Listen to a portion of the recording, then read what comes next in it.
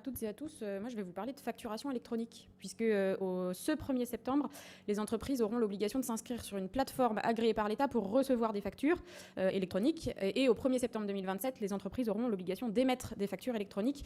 Cette généralisation de la facturation électronique, c'est un arbitrage du gouvernement français, puisque la directive européenne d'e-facturation ne prévoit pas l'obligation de facturation électronique business to business.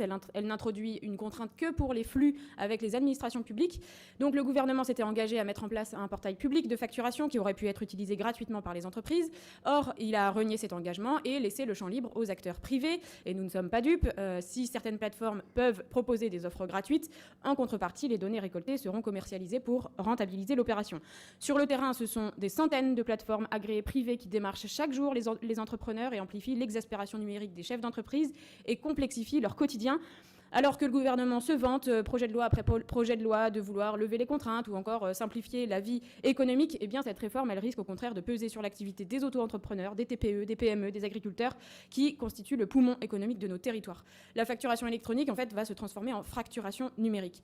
Donc depuis des mois, nous sommes interpellés par des entrepreneurs en difficulté, en colère, et j'ai interpellé le gouvernement à plusieurs reprises au début de l'année, qui est resté sourd face à cette colère, et c'est pourquoi, avec mon groupe de la France Insoumise, nous déposons une proposition de loi visant à instaurer un moratoire sur l'application de l'obligation de facturation électronique aux auto-entrepreneurs, TPE, PME et agriculteurs, tant qu'aucun portail public de facturation n'aura été mis en place. Je vous remercie.